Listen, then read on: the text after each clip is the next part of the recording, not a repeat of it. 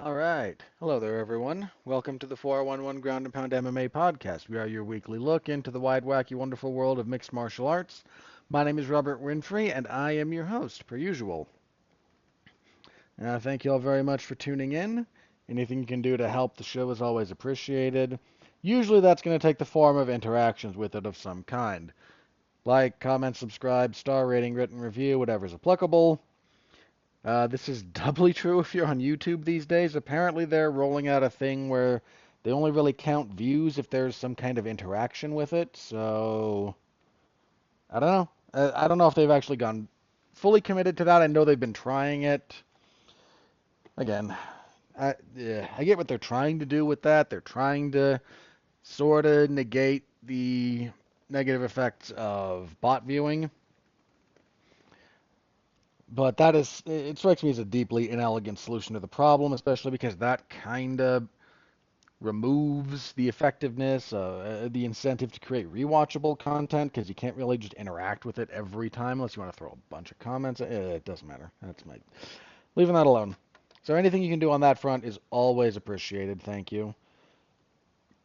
What do we got on the agenda today? Well, we have UFC on ESPN 71, Back to the Warehouse. UFC on ESPN 72, Worse Warehouse Fights. Man, I thought last night's card was not good on paper. I think I mentioned like there's a few things here that aren't gonna that might be okay. The top couple of fights wound up being all right. I mostly I was still like, oh man, what are we gonna the main event falling apart really did a number on it, but found a few things that were kind of like that might be okay. Next week's card I got almost nothing. I got almost nothing. Man, it is just not good. But we'll preview it. Then I've got a few bits of news to talk about. Um, the big one, I mentioned this last week, but the legislation, officially it's like the Muhammad Ali Boxing Revival Act. I've had some time to go through some parts of it to read experts. There's been some really nice stuff. Again, both Eric McGracken and John S. Nash have done stuff on it. There's a couple of other famous boxing lawyers who have written pieces on it. So I've had some time to consider a few different perspectives. And I now, at this point, last time around, I was just like, man, I don't like what this. It just, I didn't like it, but I didn't want to go too deep into it for a number of reasons. I'm a little more comfortable going a little bit more in depth this week because more has come out about it. And frankly, elements of it I did not have the requisite expertise to really parse out. So again, you're getting a little bit of the polemic stuff from me here. So we'll talk about that and a few other pieces of news. So yeah, that's what we've got. I mean, you can all see the rundown. I do this just because I do. So that's what we've got. All right. Yeah, that's everything I think. So let's jump into it, shall we? As far as the intro being done goes. Okay. So UFC on ESPN 71. How did we do? Well, first of all, the main event got changed. It had not been announced when I recorded last night. I hope you're all okay with me just accepting that I picked Taira. Another fight from last week that I don't know if I skipped over it when I was doing my preview or if it only got like part of it got rebooked because it was supposed to be Austin Bashi and somebody else. So I picked him because he was the one who was originally on the card. But there were a couple of those that I don't know. Again, the Bashi one, I don't know if I just like skipped over it because I was having a bad week last week or what. But um, only one I changed my mind on. I looked back at a couple of Carol Hosa's more recent fights and kind of went, yeah, Cornell's takedown defense is not great. Hosa can just take her down and lay on her. So I changed my mind on that one. The rest we just kind of rocked with, so I went 10-2, which I'm happy with. Um, See, any of those I feel especially good about? If I'm being honest, not really. Um, I think most of them were favorites, which doesn't preclude me necessarily feeling good about making a prediction. It just, uh, no, I don't feel bad about getting any of those. Look, Duncan overperformed relative to what we knew of him versus what we kind of knew of Rimbeshki, but not a bad thing. It was kind of a find out fight for Duncan. Not mad about getting that one wrong. And I kind of wasn't, like, I know both Magny and Elijah Zaleski dos Santos are washed. The question is which of them is more washed. Turns out it's ZDS, so I'm not going to beat myself up over getting that one wrong either. So yeah, 10-2 year to date. We are 234, 77-2 with one no contest. I'm okay with that. That seems respectable. So as for the fights themselves, main event, this was originally Tatsuro Taira and Amir Albazi. Albazi had some undisclosed medical issue. He pulled out in-stepped, Peace of Mind, Hyun-Sung Park. Now, Hyun-Sung Park was supposed to fight this coming week against Steve Erceg. Steve Erceg has a new opponent. We'll get to that when we preview that card. And look, Park might still have a fairly decent future. Both he and Taira are on the younger side. He was just...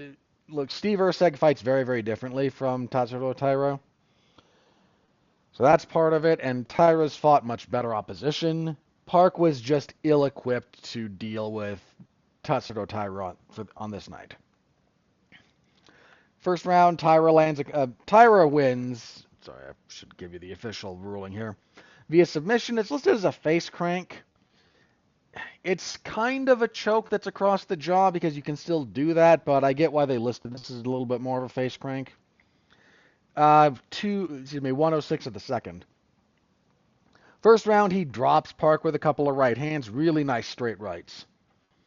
Then once he gets him down, gets on his back, really nice passing game, really nice control, good back taking.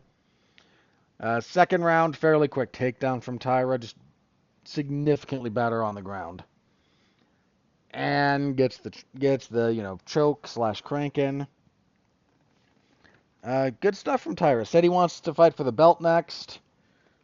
Seems unlikely, but it's flyweight, so who knows? I mean, we still got to see what happens with Van and Pantoja. But he seems to have taken the appropriate lessons from his loss to Brandon Royval. So, and he's young. He's only 25. Taira at this point is probably the best hope for the first Japanese UFC champion. There's an outside shot for Kyoji Horiguchi now that he's back in the UFC, but Horiguchi winning one would not surprise me. You'd be very clear about that. But if you're asking me which of the current Japanese crop of fighters in the UFC I think has the best likelihood of wearing gold before retiring, Taira's only 25. I do think that at some point he's going to wear gold. Seems, the most likely outcome. So I give Park, credit for stepping in on short notice. He came out after the fact and said, "Yeah, I'm not doing that on 6 days anymore." Which, you know what, good for him. Most guys shouldn't. It's not a recipe for success as a general rule. Taira maintained his position. He's going to be, he's still a very, top-ranked guy. This was a good win, a very restorative win after the loss to Royval, but if this had been Albazi and he'd done the exact same thing, it might have been easier for him to transition to title shot discussion than a guy stepping in on incredibly short notice. So take that for what it's worth, but there's options. We're just waiting to see how a couple of other things at flyweight shake out before we get kind of a picture about the future. So, main event, good stuff from Taira. Co-main event, this was one of you. There were two fight of the night bonuses handed out and no performances, which frankly I understand. Did Rinya Nakamura a little dirty, but I'm not gonna die on that hill. Anyway, Chris Duncan defeats Mateusz Rebecki via unanimous decision, 2:29:28 and a 30:27. If you only look up one fight from this card, make it this one. Bloody, brutal, back and forth. Look, the Rybovics and Brenner fight that came before it, which was your other fight of the night. Um, if you watch the first round and a half, you've seen the fight. The third round is just kind of more of the same. Duncan and Rebecki actually, every round is a little different. They're both adjusting to each other. They're both doing damage to each other. Rebecki gets this giant knot on his forehead, then he gets cut because Rebecki's southpaw. Duncan's orthodox. And Duncan starts timing their crashes with elbows instead of punches. Cuts Rebecki, then Rebecki just kind of guts through it. Just a really, really good fight. The big thing I think here that Duncan missed, he hurt Rebecki to the body and wasn't able to really capitalize on it. But both took giant lumps out of each other. Great fight. Look this one up if you missed it. Absolutely worth your time. Good stuff. This is in Fight of the Year discussion. Where it'll end up, I don't know, but it's on my list of possibles.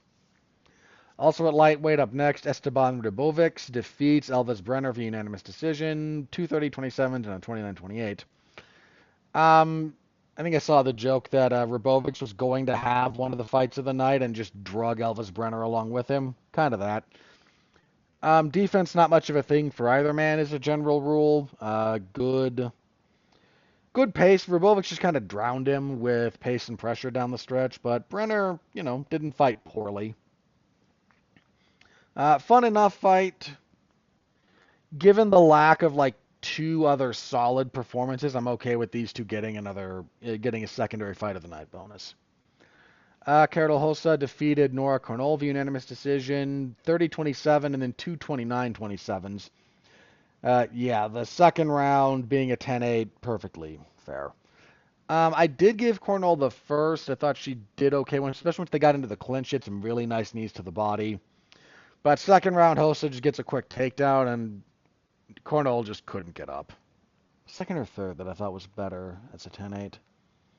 One of them had a near finish in it. That's the one that I went that way. I forget what. I think it was the second. Yeah, not a whole lot there. The division still sucks. Neil Magny TKO's Elijah Zaleski dos Santos, 4:39 of the second. Back and forth first. I kind of gave it to Zaleski dos Santos. He had a couple of takedowns, some decent leg kicks, but he wasn't going to them often enough. Because look, Neil Magny's not good at dealing with leg kicks. But if your game plan against him is I'm going to go out and throw a bunch of naked leg kicks, you're not going to get a whole lot done. You throw them at the end of a combination because Magny's defense is to back up and then try to circle. So you kick the trailing leg really hard because it's almost impossible to actually check and defend that leg when you're circling that way, especially if you can time it right when you're throwing it. But he only did that, I think, once, did Dos Santos, and got sucked into just wrestling Magny a lot, which is kind of what Magny does. He will let you tire yourself out wrestling with him. Nothing of note there beyond that. Kevin Vallejos defeats Danny Silva via unanimous decision, 2:30:27 and a 29:28. Danny Silva has really, really good defense. I mean that as a sincere compliment. His blocking, his head movement, his shoulder rolling, there's a lot that he does defensively that is really, really good. His problem is that because his defense is good, he just kind of doesn't throw back a whole lot because in his mind, well, I'm defending, you're not landing anything, ergo I'm winning. Not how the scoring criteria works. He didn't actually start getting offense going until the third round. And Vallejos may not have landed everything, but he did enough to keep winning rounds, and he actually did start getting a read on the defense in the second round in particular. His right hand started landing better. So if Denny Silva ever gets a feel for like actually putting offense together, there could be some skill there. There could be some like serious potential because defense in MMA is a wildly underutilized skill. But you've got to have offense behind it, or you don't really have anything. And Silva's offense was just really muted. On the prelims, Rinya Nakamura defeats Nathan Fletcher with a TKO 102 of the first. Opposite stances again, Nakamura southpaw. Times Fletcher coming in with this really nasty, it's not quite a front kick, but it's not quite a roundhouse either. It's a little more round than front, but comes up more like at a sharp 45-degree angle and then ends with kind of a front kick in that he digs in with the ball of the foot instead of the shin. But ball of the foot right under the rib cage, right to that bit of the liver that hangs down there. Fletcher immediately backs up, sags, and then kind of slowly crumples down to the ground. Really nice stuff from Nakamura. Coming off of his first loss, he was on the wrong end of Muin Gafarov. Minor note, my assessment of this fight stood, but Nakamura, the loss to Gafarov is not the loss by a wrestling forward Japanese fighter that I was thinking of. There's another guy whose name I can't remember at the moment, who is a very good grappler, but really not there with the striking. Nakamura, his loss to Gafarov was actually more going a bit too hard in the striking early, and then when he tried to go to wrestling later, not having any success. But Nakamura's good. Thumbs up. Good stuff from Rinya Nakamura. At a catchweight fight, because, well, Trishan Gore missed weight. He weighed 189 and a half. He lost to Rodolfo Vieira via unanimous decision. 129-28, 230-27s. He lost this fight giving up one takedown. It was one takedown. I think it was... I can't remember if it was in the... I think it was in the second. But it was either late in the first or like early-ish in the second. But didn't lead to a whole lot. Gore just got outstruck by Rodolfo Vieira. Vieira's jab actually did some decent work. Gore just never really started pulling the trigger with his offense. So, okay. Solid enough win for Vieira, and Gore missing weight. He should not be in the UFC right now. He's way young in his career. This has not been a good fit for him. Middleweight Andrei Pulayev defeated Nick Klein via TKO body kick and punches, 131 of the second. Klein comes out like bat out of hell and just forces a lot of clinching, a lot of wrestling, and wears himself out doing it. Second round he tries again, but he's just kind of fading, and Pulayev's defense is holding up. Pulayev starts teeing off, lands a nasty left body kick. It kind of folds up Klein, gets the finish, so... yeah, that's where that one was. John Yanis stepped in on short notice to replace Francis Marshall against Austin Bashi. Bashi ran him over, rear naked choke, 339 of the first. Not surprising in the least. At another catchweight, sort of, because Rafael Estevam weighed 130 pounds for his bantamweight fight. That's his second time missing weight in the UFC. My man... they're going to make you move up to bantamweight. And frankly, they should.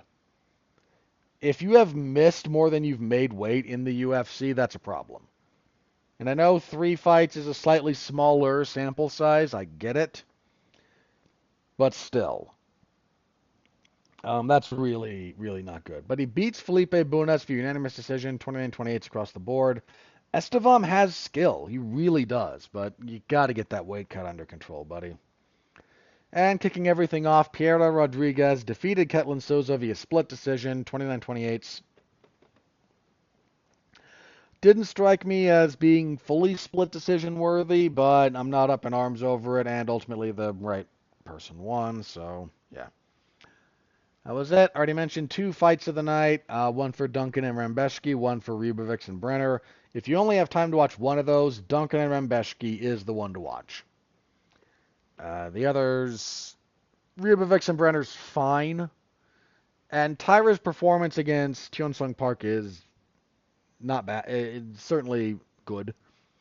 The Nakamura and Fletcher fight is short enough that that one might be worth your time as well. But yeah, that was it. So full report, MMAZona411mania.com. Y'all know where to find that at this point. So anyone who's going to go give that a read, thank you very much. I appreciate it. Means a lot to me. All right. Now on to a worse. Wow, I got through that. How did I have that little to say? Eh, wasn't a very good card, I guess. All right. UFC on ESPN 72. So this card is worse. In your main event, we have Roman Dolidze and Anthony Hernandez. That's not the worst fight in the world. Let me preface. I'm about to get like pretty down on the rest of this card, so let me preface this. That's not the worst fight ever. It's really not. Dolidze has been ranked. Is he ranked right now? Have a quick look at this. If he is, it's low. No, he's actually ranked 9. Okay. How is he ranked higher than Hernandez? Okay, that's just weird to me.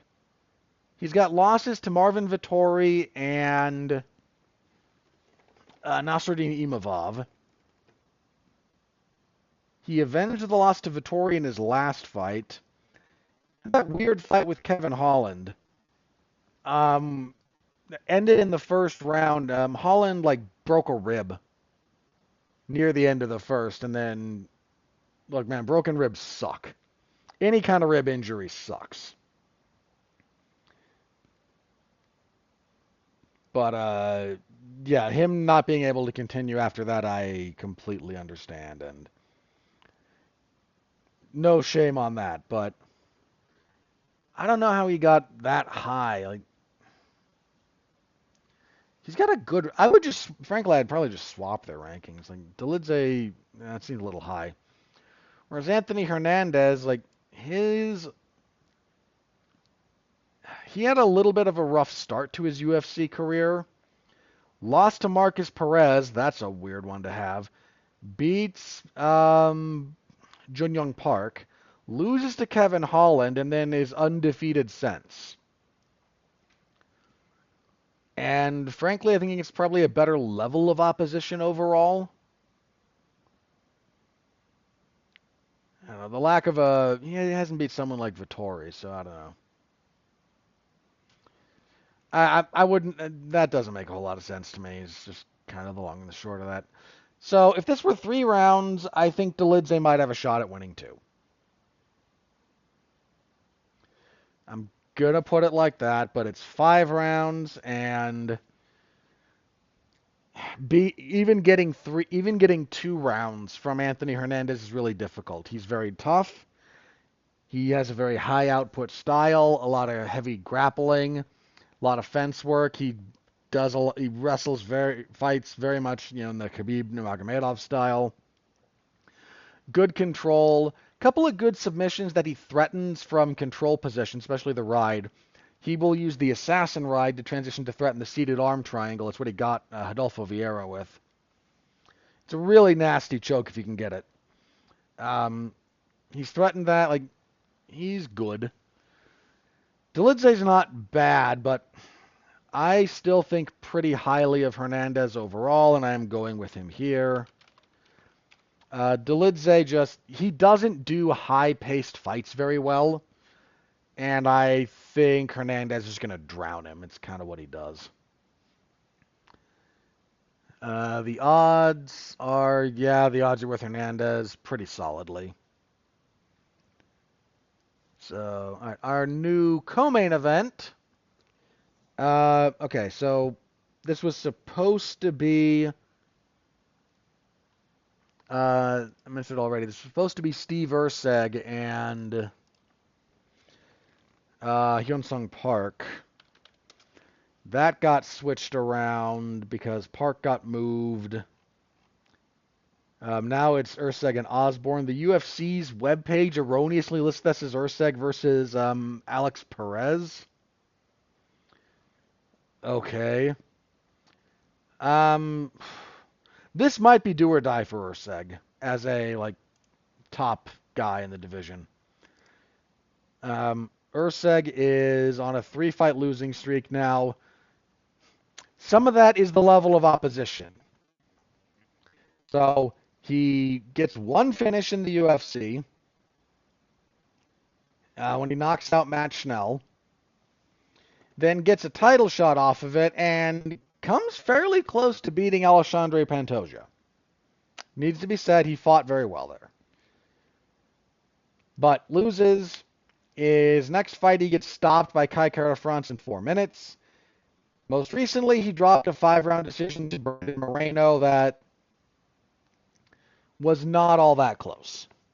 Don't think that was quite 50-45 territory. It was a solid 49-46.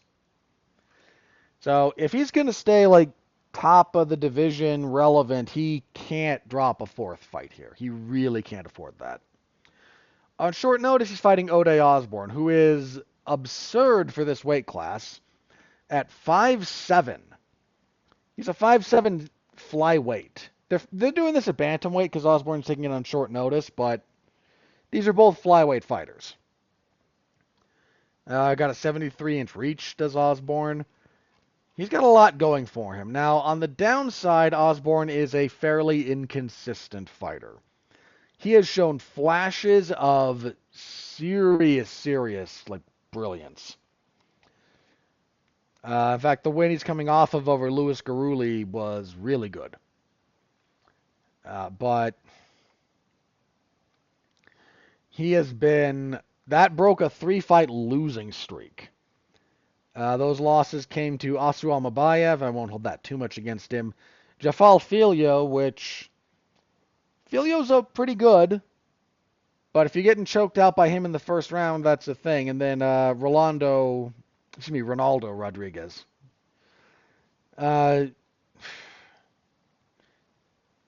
His losses in the UFC in total are what? Brian Kelleher, Manel Kopp, Tyson Nam, and the 3 I mentioned. So, again, not a bad fighter. But Urseg should know that his back's against the wall here. I actually think well enough of Osborne that I think the odds are a little bit too lopsided. Most of these places have Urseg at about minus 400. I wouldn't be too comfortable holding that, given that Urseg seems to be slipping a bit and Osborne has the potential to turn in something really good. But I am going to pick Urseg when it's all said and done, so we'll leave that there. Next up, women's strawweight, Yasmin Lucindo and Angela Hill. Odds are with Lucindo. Angela Hill, who I somewhat uncharitably said likened to the female Neil Magny not too long ago. That's, again, that does her a little bit of a disservice, so... to the extent that anyone cares about the way I think about some of these fighters like that, I apologize. So Lucindo's 17-6, 4-2 in the UFC. Had a 4-fight win. She lost her debut to Yasmin Jauregui, won 4 in a row, and then came up short to Amanda Lemos. They'll strike. It's kind of what they're going to do here. Hill, 18-14, finally got a decision to go her way last time out. I think I scored that for her.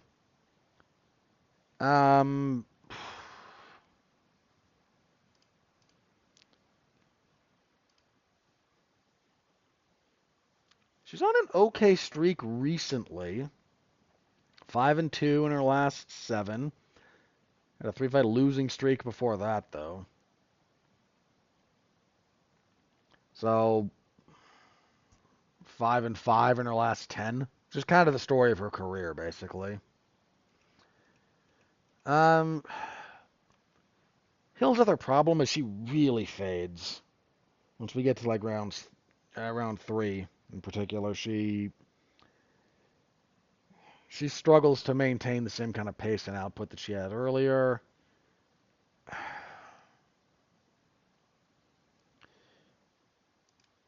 I'm kind of at a point where I really struggle to pick Angela Hill against someone I think has decent ability.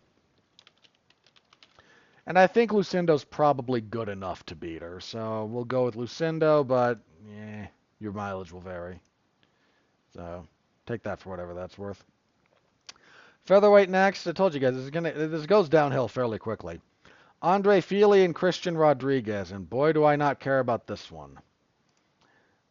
Fili, coming off a loss to Melquiades Costa, had a split decision win over Cub Swanson before that. I kind of thought Swanson won that. Got knocked out by Dan Ige. The dude's been trading wins and losses like forever. Certainly for his last like 3, and then there was a while when he went winless. I don't know. I'm not big on Fili. And then again, Rodriguez, since he was forced to move up to featherweight, has been a bit iffy as well. He's 12-3, 5-3 in the UFC, coming off a loss to Melquiades Costa, beat Austin Bashi before that. Had that weird setback to Julian Erosa before that one.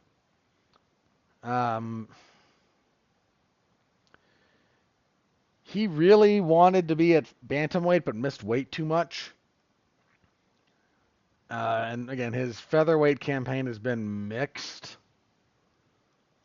Question is just like, how washed is Fili at this point? Fili is 35.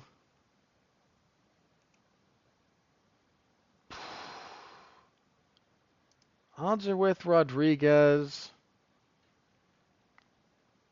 He does a lot of his work trying to out-wrestle people. It's not impossible to out-wrestle Andre Fili, but if he knows that's what you're trying to do, then he actually does a decent job of like not stopping you from doing that. I'm gonna asterisk this one. I'm gonna go with Rodriguez, but I gotta think about that. I gotta think about that a little bit more. Next up at bantamweight, Miles Johns and John Matsumoto. You know, this fight doesn't suck. Let me give this fight its due. That fight does not suck. Mostly because of Matsumoto. So Johns coming off a loss to Felipe Lima. That was up at featherweight. Is he still at featherweight here? No, he's back at bantamweight here. So he's got a weird bit here. He went for a while without losing. Beat Vince Morales, had a no contest with Dan Argueta, beat Cody Gibson, beat Douglas Silva de Andrade. But his style is fairly low output. Which isn't the worst thing in the world, it's just a thing to note. And John Matsumoto was kind of the opposite. Matsumoto is 16-1, but he is an action fighter kind of through and through. He is coming off of his first loss. Split decision to Rob Font. That was a really good fight back from February. Johns is a little bit more proven, but I think Matsumoto's ceiling is a little bit higher. I'm going to go with Matsumoto here.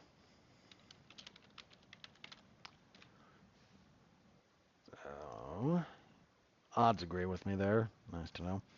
Middleweight next. This is another fight that is not very good. Eric Anders and Christian Leroy Duncan.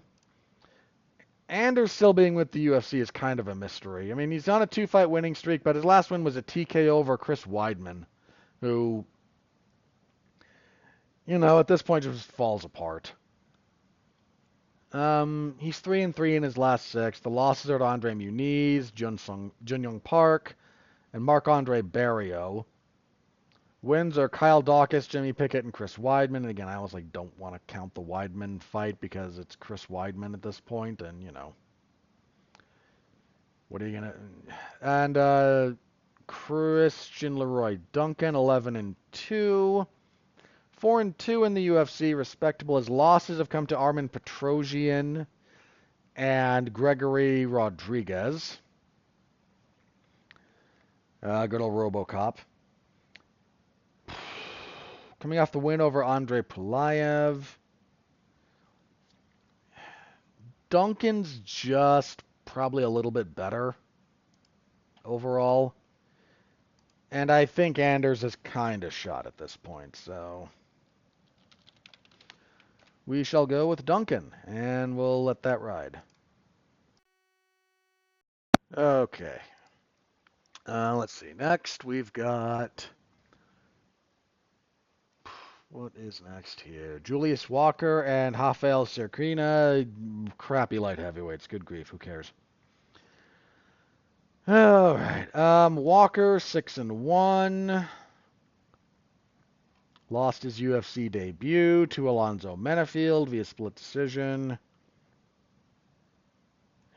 Golly. That got fight of the night for some godforsaken reason. Rafael Cerquina. I can't remember how to pronounce that guy's name. 11-2, 0-2 in the UFC with losses to Ibo Aslan and Modestas Bukauskas. You can see my lack of enthusiasm for the division at large here, can't you? Yeah, I don't think Sakaria is all that good, so let's go with Walker. But it's a crappy division. It's the crappy end of the crappy division. Just where we are. Bantamweight next, Elijah Smith and Toshiomi Kazama. Let me have a quick look at these two. So Smith is 8-1, 6-fight winning streak. Won his UFC debut over Vince Morales. I have a few vague memories of that. Kazama, 11-4. 1-2 in the UFC. He lost his first two fights to Rinya Nakamura and Garrett Armfield. Then he triangle choked Charalambos Grigoriou.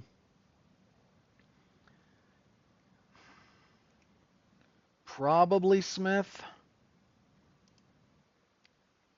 What are the odds on this one? Ooh, jeez, the odds are heavy. Odds are really with Smith. All right.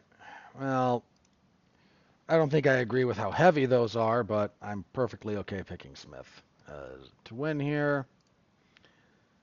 See, women's bantamweight. This fight sucks. Jocelyn Edwards and Priscilla Cachoeira. I mean, good grief. Who could possibly care? Edwards, 2-fight winning streak. Wins over Tamaris Vidal and Chelsea Chandler. Cachoeira beat Josiane Nunes her last time out, but was submitted 2 fights before that. Her previous 2 fights for that one with Miranda Maverick and Jasmine Jasdavicius. Yeesh. This division sucks. Odds are with Edwards. I don't really pick Priscilla Cachoeira to win fights. So I'll go with Edwards. But yeah, that's a less than good fight. Welterweight next, Erdos Medic and Gilbert Urbina. So Medic, a little bit up and down, 3-2 in his last 5. Wins over Omar Morales, 3-3 in his last 6. We're going to go back one more. Lost to Jalen Turner, beat Omar Morales, beat Matthew Semmelsberger, lost to Muktabek Oralbai. He returned to welterweight when he fought Semmelsberger. Beat Tim Means, lost to Punahele Soriano. So a little bit up and down. Urbina, remind me a little bit of this gentleman.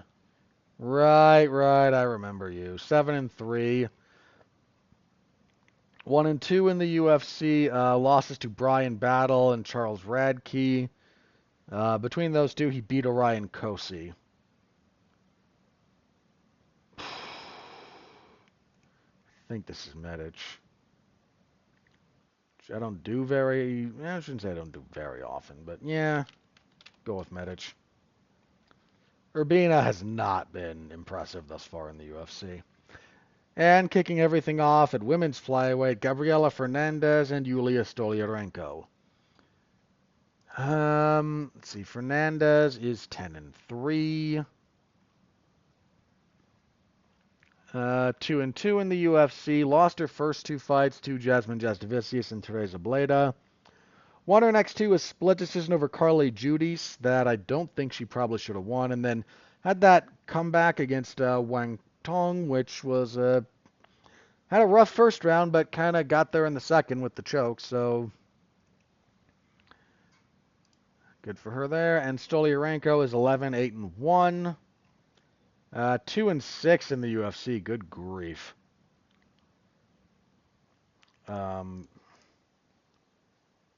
See, her UFC debut, her career started with 3 losses. Yana Santos, Julia Avila, Alexis Davis. She beat Jessica Rose Clark.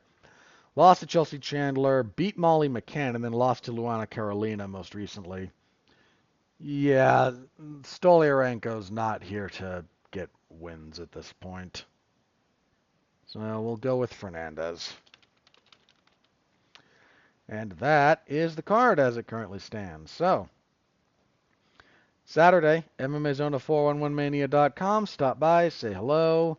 That is where I will be, and I hope to see you there. All right, let us have a quick look at what's up next. All right, let's talk about the Ari Revival Act, or as a lot of us have come to call it, the Ari Emanuel Boxing Act. So, what does this thing aim to achieve? Let me start by saying the Ari Act is not perfect. It has issues. I don't think anyone pretends that it is a perfect piece of legislation or a perfect piece of perfectly implemented, anything like that. There's things about it you could tweak. Unfortunately, what we wound up with what we've got here, is something that simply looks to ignore the protections that this offered for fighters and basically create a second class of boxing that no good will come from. So there's a lot that goes into this. Functionally, what this is trying to do is create a... It's not going to like disband the current organizations. It's not going to mess with a lot of the Ari Act as it currently stands. What it's looking to do is create something secondary to it that will get to exist, ignoring basically all the protections for the fighters that the Ari Act creates. That would be, it's looking to say that any organization can, if it meets a few criteria, become a quote-unquote UBO. It's, what's that, a Unified Boxing Organization? Something like that. I forget what the U stands for. Forgive me, but it doesn't really matter. So they have set out terms that you have to meet to qualify to be a UBO. You have to offer a certain degree of health care coverage. You have to have your own training facility. Surprise, surprise. Was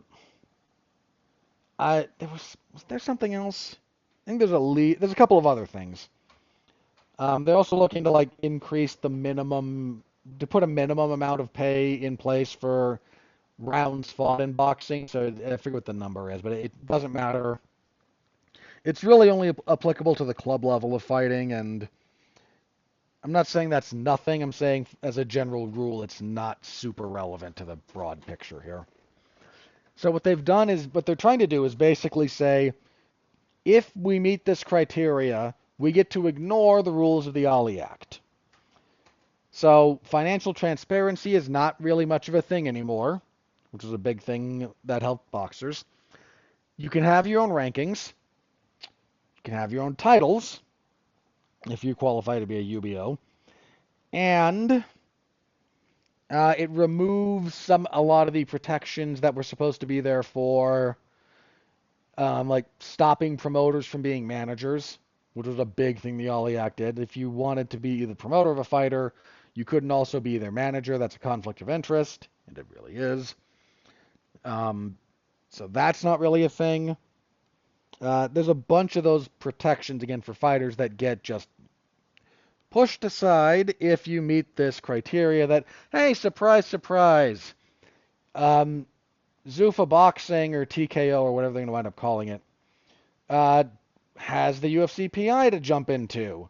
So they have their own training facility that meets the standard. That's a pretty big part of what's going to keep other promoters out. And they have the money from their predatory business practices to front a lot of this stuff. And they can offer a lot of it's basically like saying, me going to you and saying, well, okay, so what do you think is fair to, if you wanted to like compete in basketball? And you say, well, okay, there's a lot of rules already, but what if we say that if everyone who plays basketball on your league is at least 6'5" and plays in a court that you can own, and you offer a little bit of health insurance, we can then ignore all the other rules of basketball. It is customizable legislation from a giant entertainment entity that is trying to get preferential treatment and a customized, I hate using the word because it's not applicable most times, but it is applicable here, bespoke legislation at the federal level. Now, here's the thing about being you might look at some of that and go, but there's too many sanctioning bodies in boxing. True. And the best don't always fight the best. Also fairly true.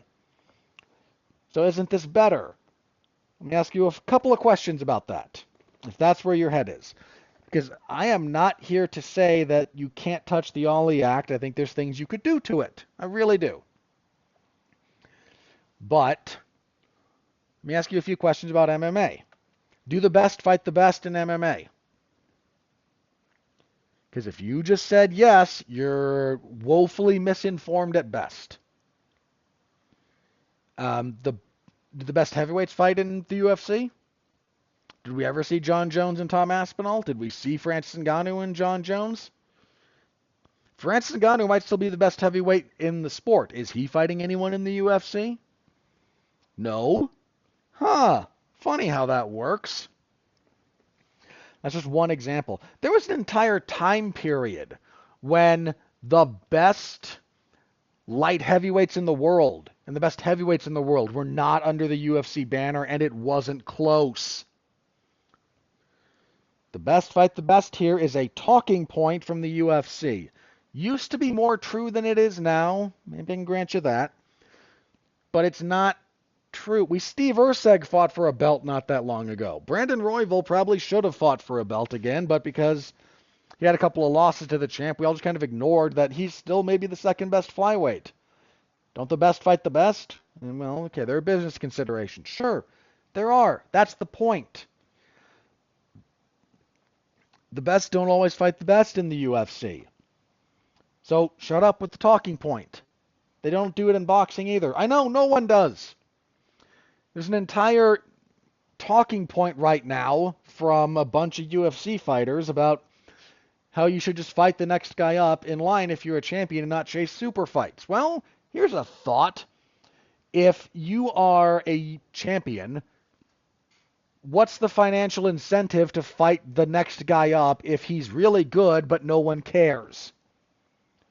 The incentive structure matters. This kind of got brought up because Ilya Topuria said, no, I'm not going to fight Arman Tsarukyan.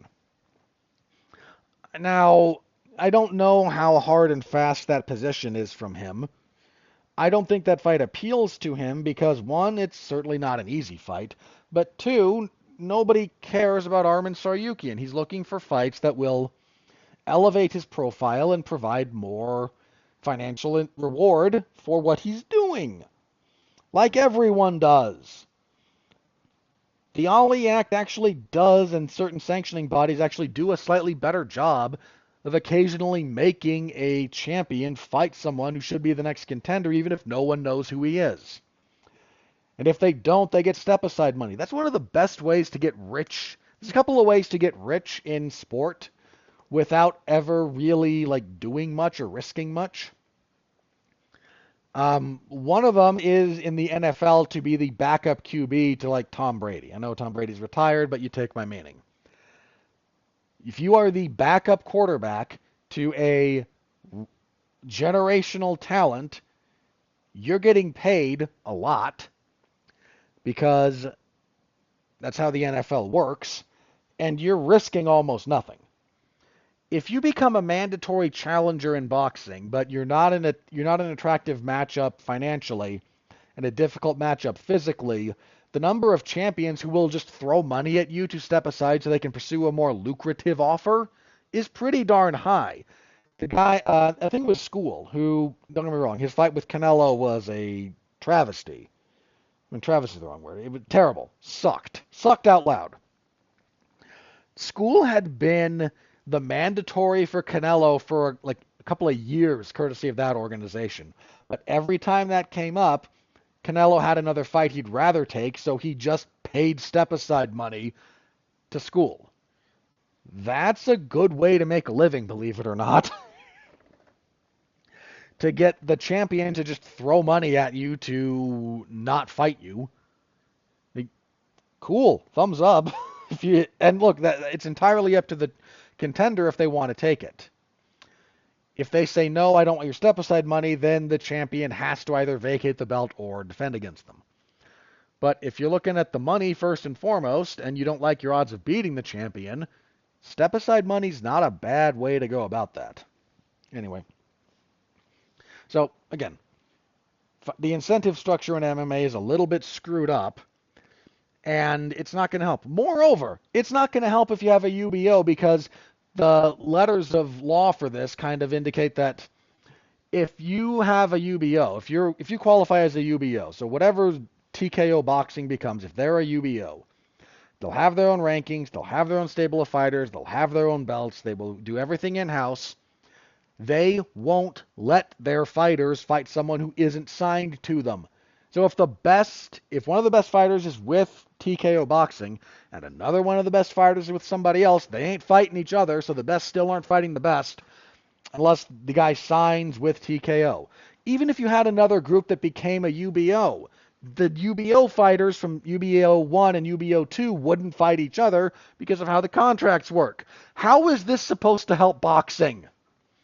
Look, man, I get it. Boxing is kind of screwed up, and American boxing has been going downhill for a while.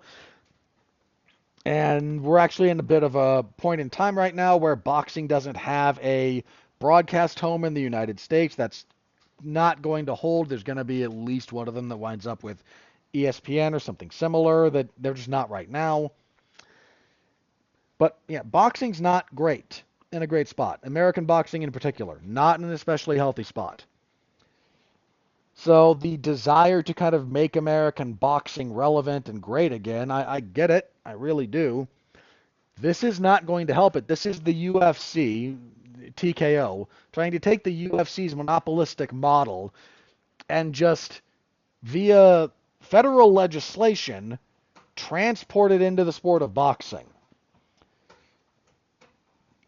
And I don't know.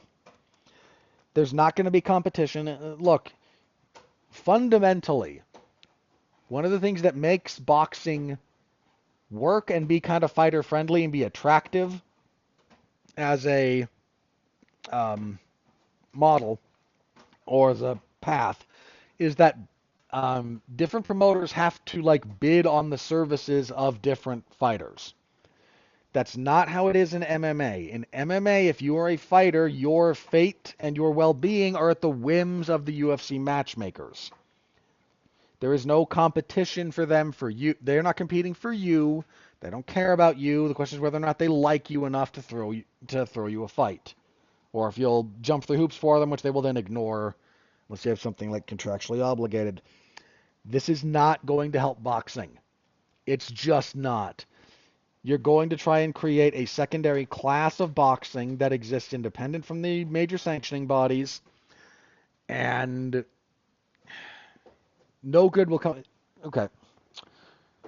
Heavyweight MMA is in the crapper, right? It is. It just is. And the MMA in general, over the last handful of years, has had a real problem recruiting talent into the sport. It's not been a thing they've been able to do very well because MMA is not appealing financially as a path. If you're a rookie in the NFL, you get like what? What's the minimum NFL rookie salary? Hang on. Had the number, don't remember it off the top of my head. NFL rookie salary minimum. Yeah, $840,000 a year. You make it to the NFL as a rookie, even if you don't play a single down of football, you make $840,000. Now, bear in mind, the way the NFL pays you is that 840 grand is apportioned after each game. So you have the entire offseason where you're basically not getting paid. A lot of NFL players don't manage their finances well for a number of reasons, but part of it is because of the pay structure. You only get paid after each game, basically. But rookie NFL, $840,000. Or you can try fighting. Get serious brain damage during the course of training, ruin your knees, work really, really hard, and maybe you'll get to the UFC with a 12-12 contract for 8 fights. How is this appealing to anyone? No wonder you can't recruit talent. If you've got an ounce of athletic ability, the number of alternative athletic career paths open to you is innumerable, almost all of which are more financially rewarding with a bunch less risk. And the UFC doesn't care about this problem until it's going to come up and bite them in the ass. Because monopolies don't care about any of this. The WWE had this problem where they struggled to get talent in the door, and the WWE actually pays fairly well. I'm not saying they're great, but minimum, well, what's the thing that's come out? The minimum main roster is $200,000 a year-ish, something like that. Or $220. To say nothing of whatever merch sales you might get, which would get factored in. If you get to the WWE's main roster, you're doing okay for yourself financially. And they still had a problem recruiting talent for a bunch of reasons.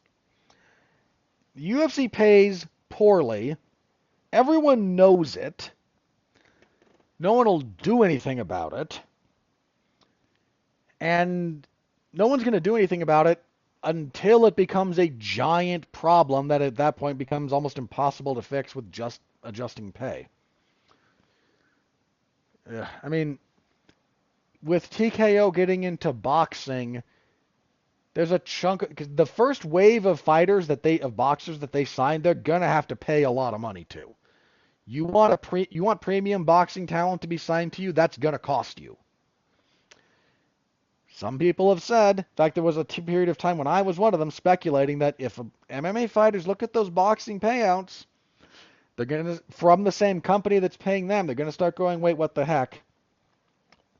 I said that a while ago, years ago at this point. I would like to revise my opinion on that one. They're not going to do anything because they never have. At every opportunity for MMA fighters to do anything about fighter pay, they've done nothing.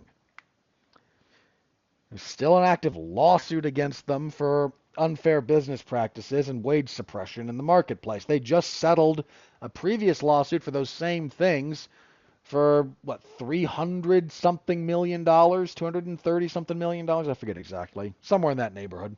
$250 million-ish. They just had to pay out, and a bunch of fighters, several fighters didn't even take that. Oy.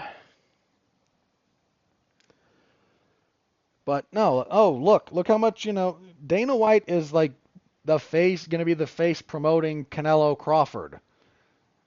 Those two are going to make so much money. I think Canelo's set to make like 300 million from that minimum. Crawford's going to get 125, 150. Those two guys together are going to make more than the entire UFC payout for fighters like year to date. That's going to be on record because financial transparency is still a thing right now in boxing. Again, if you're a UBO, it goes away pretty much. So, but yeah, fighters aren't going to do anything. So, once again, they're probably going to try and push this through. It's got to go through committee, but it'll probably get through that. And it's got to get through the floor. So here's the only thing you guys can do. First of all, don't take my word for it. Look up what other people who know more than I do have said about it. Then, if you agree this is a bad thing, call your congressman, write your senators. Let them know you don't like it, you oppose it. They're still going to do what they're going to do, but get your objection on the record because you are their constituents. Again, I've got to double check which congressman is mine. But I've got to, now that I know more fully where I stand, this week, I'm going to make sure I let both the senators from my state know. Yeah, don't like this. It has my vehement objection for a number of reasons. But if it passes, the Senate, Trump's going to sign it. Of course he's going to sign it. Why wouldn't he? This administration has been a lot about deregulation. Some of which I agree with. Because, frankly, some segments are over-regulated. Some of which I don't agree with. This is one of those things I don't really agree with. But, look, I tend to support freer markets. So my stance has always been, if TKO wants to get into boxing, get into boxing. No, we can only everything we know how to do only actually works with legislative walls preventing fair market practices. Yeah, at which point I tell you to go take a flying leap. I like freer markets as a general rule. The problem with like free markets is inevitably you wind up with predatory practices that tend towards cronyism and monopoly. So you do need certain government interventionary or restrictive practices to prevent that from happening. Where those lines are, what they should look like, is why we have elections and why we have discussions about it. Certain things this particular administration is doing on the deregulatory front I'm more okay with. Certain things like this one, assuming it goes through, not okay with personally. My stance on it. So there's all that. I've got a more fully fleshed out perspective on it at this point, so that's where I am. You stand where you are, and I appreciate the heck out of you for listening. And I'm trying not to look, I have to talk about the politics of that a little bit because when you're dealing with legislation, that is inherently a part of the political process, so it inevitably has to become part of that. Anywho. Let's move on then, shall we? Because, as much as I don't want to, we have to talk a little bit about Conor McGregor. I don't want to do this. I would be happy to never talk about this man again. Ever. But a couple of things happened this last week, and because they happened together and whatnot, I feel like, okay, I'll be brief talking about this, but I will. So Conor McGregor tried to appeal the judgment handed against him for sexual assault. He tried to appeal it. That appeal went very, very poorly. He tried to make an evidentiary-based claim or he tried to make a procedural claim first, which basically got laughed out of court. Most of the time when you try to appeal on procedural grounds, it's either going to go your way very, very clearly because procedure was violated, or it is a comical thing that the lawyers throw in because when you're appealing like this, you kind of throw everything at the wall that you think might stick. That's just kind of the general tactic there. So that got laughed out.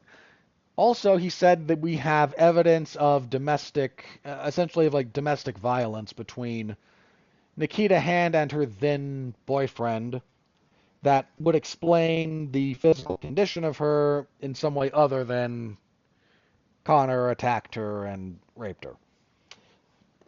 Now, part of the reason he was trying to bring that forward was a couple of people who claimed they overheard a argument between Hand and her partner. That couple, like, some of the terminology is a little bit different, so bear with me. They had basically like filed a police report, but when the time came to actually go to court and testify, a little before that, they withdrew the whole complaint. Now, if that sounds suspicious to you, you are not alone. In fact, one of the judges at the appellant level, basically referred the lawyers to legal review if they had anything to do with it, and because filing a false police report, again, the language is a little bit different between Ireland and here, but the fundamental principles, I'm going to use American terminology, but what they're talking about is functionally the same, so hopefully you'll just kind of bear with me there. But filing a false police report is kind of a crime. Now, I'm not accusing Conor of having anything to do with that. I don't know if he had anything to do with that. If he did, boy, is that a crime. And the people who filed that report are being sued now by Nikita Hand. And the fact that they withdrew their complaint and everything right before they would have to go put the weight of law behind what they were saying, which is, dude, if you like say under oath things that are provably not true, congratulations, that's perjury. And that's a big deal. Filing a false police report is a non-trivial deal, but perjury is, legally speaking, generally a bigger deal. So that's all getting referred. Conor was now ordered to fully pay Nikita Hand's legal costs, which actually increases the amount he's going to have to pay her. But the entire Conor's legal defense for this has been poor. Every time he's sort of got close to anything, it's fallen apart. He's got nothing. He's just got nothing about this. And so yeah, there was that. That happened. So as far as the civil end of his sexual assault liability, he's screwed at this point. I don't think there's another appellant level to this for him. I assume there is an Irish Supreme Court, but it would be such a catastrophic waste of money and time for him to try and appeal this again after what just happened. He's just going to have to pay out. So that. The other thing that happened as it relates to Conor is he apparently is back in the drug testing pool. Okay. Can I just be honest about this? I don't ever want to see Conor fight again. I don't ever want to hear Conor's name again. Ever. I am more than done with this guy. On every possible level. Done with him. Do not pass go, do not collect $200, go directly to jail. I don't understand what the appetite even might be in MMA circles for him to come back. I mean, he hasn't fought in like 5 years. His last fight, he suffered a serious injury that no one has really come back from all that successfully in the history of the UFC. I know Anderson Silva came back. I know he did. I get it. I know Chris Weidman technically came back. Was either of them the same after those injuries? Not even close. And Conor's was potentially more complicated because his break was down much closer to the ankle, where articulation is more of a thing. Silva and Weidman broke their shins kind of in the middle, which I don't mean to say was easy, but if we're just talking medically, I mean, Weidman had all kinds of other complications related to it, I know, but breaking that bone up there, where all it does is bear weight, is an easier fix than near places where articulation is very, very important.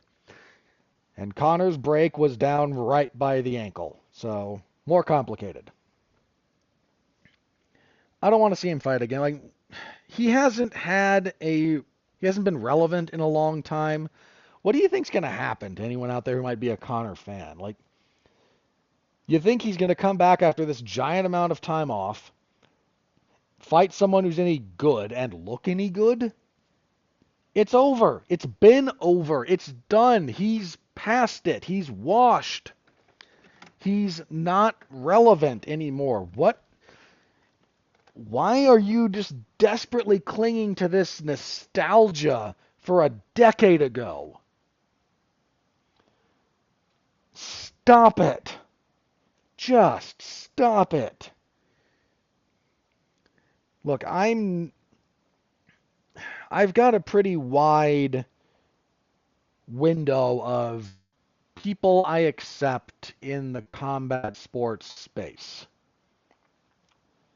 The fact that Conor has gone outside of what I consider acceptable should tell you something. We just need to be done with this guy. Move on. The fans need to move on. The sport has pretty much moved on.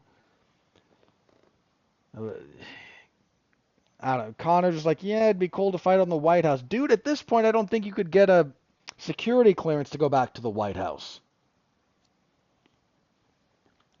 I mean, I know you had one at one point briefly, but at this point, I don't think it'll work. I don't know. So, yeah, I can't tell you how much I don't care about anything related to Conor, how much I don't want to talk about him,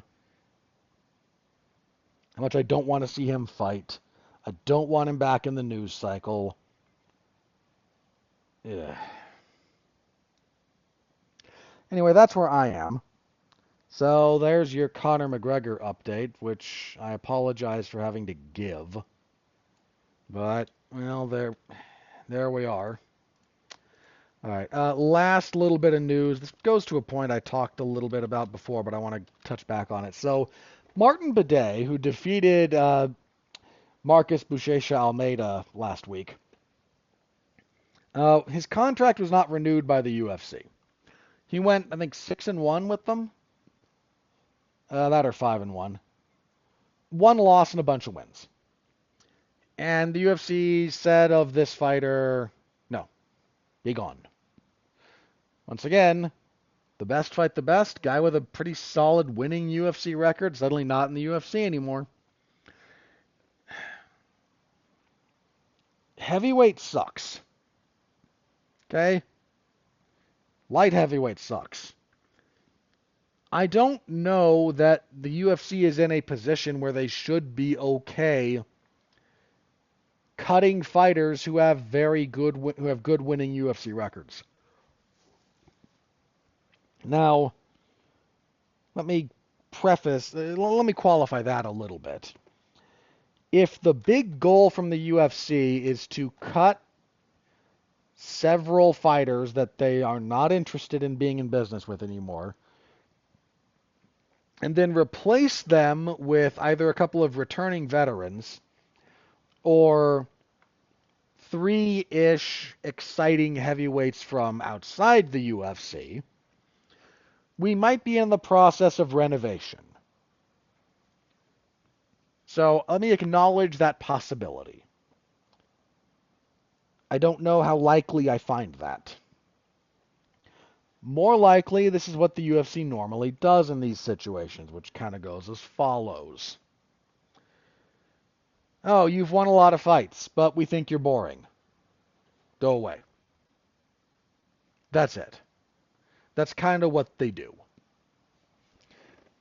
And it has led to the further gutting of this division, which was not... The UFC's heavyweight division has never really been great. There have been times when it's been healthy. Those times are few and far between. Right now, cutting guys who are good enough to win at the UFC level because you don't like their fighting style, I don't know that you have the reach and the depth in this weight class to be doing that. You've still got Hamdi Abdelwahab on roster, my guys. Like, what are we doing here? So yeah, heavyweight sucks, and I don't know that the UFC is really going to be in a position to ever fix it reliably. You need to offer better monetary compensation than they do, and they're not going to change that process. And the UFC's entire recruitment philosophy has been, we're the only game in town, so if this is something you want to do, you have to come to us. And enough people have just started opting out of the process entirely that some of these divisions have begun to thin out dramatically. And this is just another example of how that's going that direction. So maybe I'm being overly pessimistic. Maybe I'm not being pessimistic enough. Who knows? We'll find out in the future. All right. Okay, that's everything I had written down, so I'm going to check the old social medias, check for anything MMA related, and if there's nothing new there, we will do plugs and get out of here. Okay. Nope, I don't see anything new there, at least MMA related. I continue to weep for the state of the world, but oh boy. Oh boy. That's a whole other thing. Alright, so what do I got this week? I have two podcasts this week, actually. Monday, Mark Radulich, myself, and I think Zachary Strobel wanted to be on this one.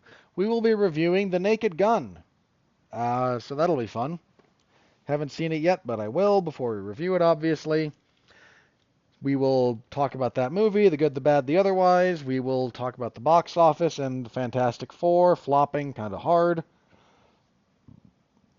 Then Tuesday, I have another Damn You Hollywood. This will be the unholy trinity of myself, Alexis Haina, and Jason Teasley. We will be discussing the horror movie together. So I will make time to see that in the near future, and well, before Tuesday's review, obviously. And we'll have a review for that. Did I have another thing this August is kind of busy for me. I'm trying to remember what else I've got this time around. Yeah, Thursday.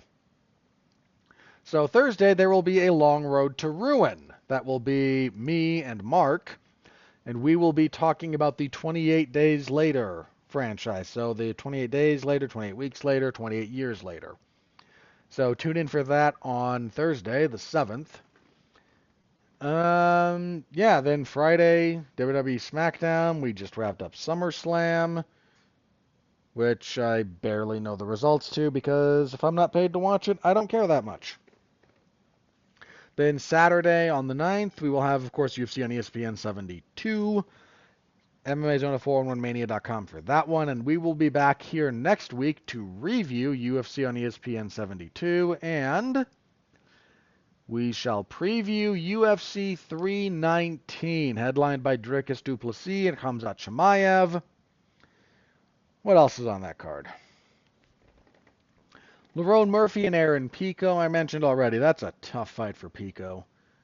Jeff Neal and Carlos Praches. Okay. Praches coming off of that loss to Ian Gary. It was a little bit too much too soon, but he didn't fight poorly. This was the original fight that was supposed to be, was the Jeff Neal one. So I'm glad they rebooked it. I like that fight.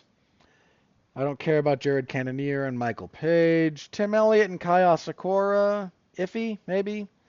See what Asakura can do in his second UFC outing. Anything on the undercard?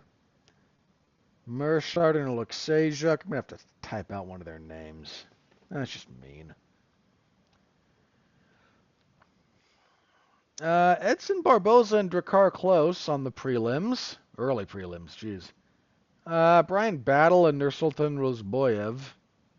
Yeah, okay. It's an okay pay-per-view. The main event is the big thing. They better hope nothing happens to that one. I think they have a backup, right? They have a backup in case something happened. Didn't Imavov say he was the backup? No, he's signed to fight Caio Borralho. Borralho is now the backup for this. Okay.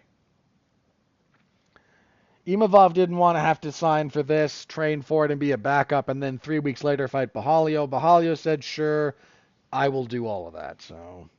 So be it. They do have something in place, so we'll see how that goes. I don't know how I'm going to pick on that one. I've got to rewatch a few things. Anywho. That's what we'll preview next week. All right, that's it for me for this week. Thank you all very, very much. We survived July. It was a near thing there, wasn't it? All right, but August, which is... I am not looking forward to most of this month on several levels, but on a few others, things might be looking up. Do have a few things worth paying attention to there, so... We'll be here, per usual. All right, see y'all next time. As always, stay safe out there and continue to be well, be safe, and behave.